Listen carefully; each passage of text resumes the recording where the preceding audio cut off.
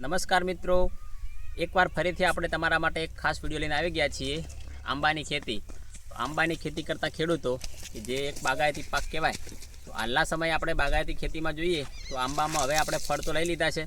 તો અત્યારે આંબાના પાકમાં આપણે શું પગલાં લેવાના છે જોઈએ છીએ, તો તમને બતાવો. અત્યારે તો આ નજીક આવો થોડા. તો આંબામાં જુઓ તો આવી રીતે અત્યારે જો આવા રોગ દેખાતા હશે. આ મધ્યો છે, એક પ્રકારનો જે ફંગસથી થતો રોગ છે, ફૂગથી થતા હોય છે બધા રોગ. તો આવી જે ડાળીઓ હોય છે, આવી ડાળીઓ તોડી નાખવાની છે. જો આ ડાળી છે ને, આવી ડાળીઓ જે આ ફંગસથી જે ચેપી ડાળીઓ છે, આવી બધી ડાળીઓ તમે તોડી નાખો. પછી આમાં શું કરવાનું છે, આવી ડાળીઓ જેટલી દેખાતી હોય છે, આવી ડાળીઓ કટરથી તોડવાની છે. પછી આના ઉપર શું કરવાનું છે, આવી ડાળીઓ તોડ્યા પછી તમારે આના ઉપર જે COC છે, એવી જે ફૂગનાશક છે, એનો અહીંયા પટ આપી દેવાનો, જેથી કરીને શું આગળ આવી જે ડાળીઓ છે આગળ ચેપ ફેલાય નહીં અને આખા આંબા ઉપર આવો ચેપ ના જાય. એના માટે શું કરવાનું, COC અથવા બોડો પેસ્ટ મિશ્રણ જે આવે છે એ પણ તમે લગાવી શકો છો. મોર થૂથું છે, કળીચૂનો એનું પેસ્ટ બની એને તમે અહીંયા પેસ્ટ આપી દેશો તો પણ ચાલશે. અને આના ઉપર જુઓ, ઘણા વખત એવું જોતા હોય છે આપણે આંબામાં, આ પાન જુઓ અત્યારે બળવા માંડે છે. આ બધી અસર થતી હોય છે અત્યારે.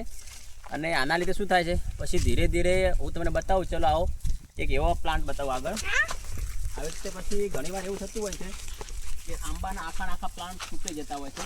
આ જુઓ, આ પાનમાં એવી જ અસર થઈ છે, તમે જોઈ શકો છો. અત્યારે જો આ પ્લાન્ટને આવી રીતે જો આ ફૂગની અસર થઈ છે, જેના લીધે જો આ પાન બળવામાં લાગ્યા છે અને આ આખા છોડનો વિકાસ એકદમ રૂંધાઈ ગયો છે. આનું ખાસ કારણ એ જ છે કે આવા બે જે અત્યારે શું થયું છે, ચોમાસામાં આપણે વરસાદ પડતો હોય છે, એના લીધે આપણે થોડું કામ ઓછું કરી શકીએ છીએ. પણ જ્યારે ખુલ્લું વાતાવરણ, અત્યારે ખુલ્લું વાતાવરણ થયું છે, તો હવે તમે આમાં શું કરો, અને ચારે બાજુ ગોજ કરી અને જમીનની અંદર ટ્રાયકોડરમાં અથવા બીજી કોઈ ફૂગનાશકો તમે આપો, તો આનું આ જે પ્લાન્ટ છે એમાં જે ફૂગ જમીનજન્ય રોગ થયો હોય તો એ બચી શકશે. અને આ જે પ્લાન્ટ છે એના માટે ઉપર તમે COCનો સ્પ્રે પણ કરાવી શકો છો, જેથી કરીને તમે આવા પ્લાન્ટ બચી શકશો. આવા ઘણા બધા પ્લાન્ટ અમારે સસેપ્ટેબલ થયા છે. ચાલો તમને એક બીજો પ્લાન્ટ પણ બતાવું કે ઘણી વખત શું થતું હોય છે, જો એ પ્લાન્ટ પીળા પડે એના પહેલાં આવું થતું હોય છે, ટપકી એકદમ. આ જુઓ, આ પાનમાં જુઓ જે ટપકા દેખાઈ રહ્યા છે, આ પહેલાં પ્રથમ સ્ટેજમાં આવું થતું હોય છે.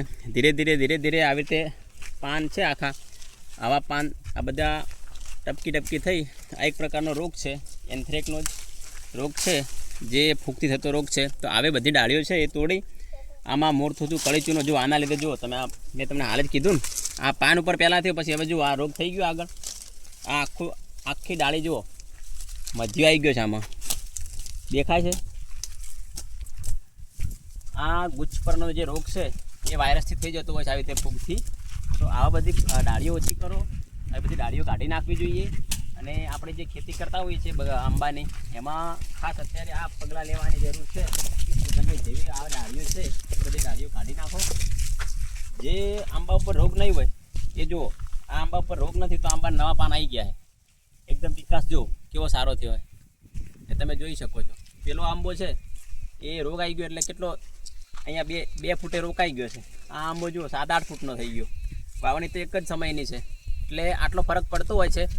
રોગિષ્ટ આંબા હોય છે જેનો વિકાસ પણ રૂધાઈ જતો હોય છે, જેથી કરીને આપણે ઘણું બધું નુકસાન જતું હોય છે. આ બધા આંબા જો, આ આંબો પણ સસેપ્ટેબલ થઈ ગયો છે. આ આંબો પણ એવો જ છે, જુઓ આના પાન પણ હવે ધીરે ધીરે આમાં પણ રોગ થશે. તો હવે આમાં અમે પણ આમાં કરીશું. તો તમને પણ ખાસ વિનંતી છે મારી કે તમે આમાં COCનો સ્પ્રે કરાવો અથવા ફૂગજન્ય જે બીજી કોઈ દવા તમને યોગ્ય લાગતી હોય. જે આ ફૂગથી થતા રોગો છે અથવા જમીનથી અંદરથી જમીનમાંથી જ ઉપર આવતા હોય છે, એટલે ફૂગજન્ય દવા અથવા જમીનજન્ય દવા એ તમે જમીનમાં આપશો એટલે આવી દવાઓ આ રોગ કંટ્રોલ થશે. અને COC છે જે કોપર ઓક્ઝીક્લોરાઇડ એ દવાનો સ્પ્રે તમે ઉપર કરશો તો એ તમારે આ જે રોગ છે એ કંટ્રોલ થઈ જશે. બીજું ખાસ કરીને આંબામાં અત્યારે તમને ખાસ ટાઈમ મળ્યો છે, તો હાલના સમયે આ પગલાં લેવા ખૂબ જરૂરી છે. તો આવા પગલાં લઈ તમારા આંબાવાડીને તમે બચાવો. જય હિન્દ, જય ભારત.